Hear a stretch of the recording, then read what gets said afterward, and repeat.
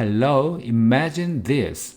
What if you could catch light in your hand and put it in a bottle? What if you could stop a photon, store it for as long as you want, and bring it back whenever you need it? It sounds like science fiction, but right now, physicists around the world are studying this question. And surprisingly, to some extent, they've already succeeded. So let's find out how. First, the most important fact. Photons have no mass, and in a vacuum, they always move at the speed of light. This is a core conclusion of special relativity, which means the very idea of stopping a photon is almost a physical contradiction. That's why when scientists talk about storing light, they actually mean one of two things: converting light's energy into another form, or transferring the information carried by light into another physical system. Understanding that difference is the key to everything that follows. This is the most basic method.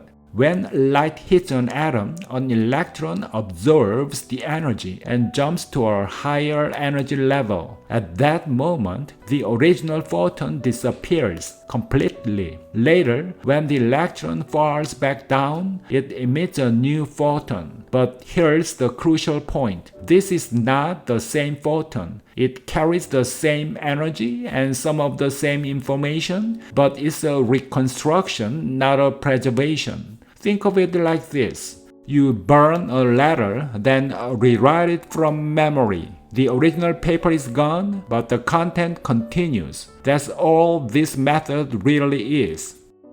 Now, for a more intuitive approach, take two almost perfectly reflective mirrors, place them facing each other extremely close together, and send a beam of light between them. The light bounces back and forth again and again. This device is called an optical cavity, and on the surface, it looks like the light is trapped. But here's what's actually happening. The photon is still moving at speed of light, and because of no mirror is perfect, energy leaks out with every bounce. So in practice, light can only be held this way for nanoseconds to microseconds before it's gone. We succeeded at trapping light, but not at stopping it.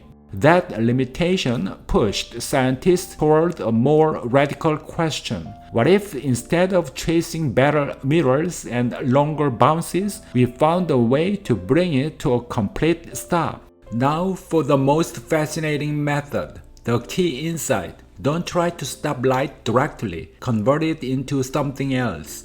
Cool a cloud of atoms to near absolute zero, a state called a Bose-Einstein Condensate. At these temperatures, atoms behave as a single unified quantum object rather than individuals. Then fire a control laser into this cloud. The atoms align in a special way, and something remarkable happens. Light can suddenly pass through with almost no resistance. This is called electromagnetically induced transparency.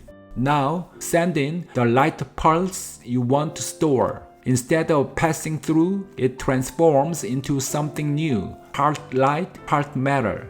Physicists call this a polariton. Think of two dancers so synchronized you can no longer tell where one ends and the other begins. That's what a polariton is. Light and matter moving as one. Here's the critical moment. Turn off the control laser. The light can no longer move forward, but it hasn't simply frozen. The information carried by the light has been imprinted onto the atoms themselves, their quantum states, their arrangements, their phases.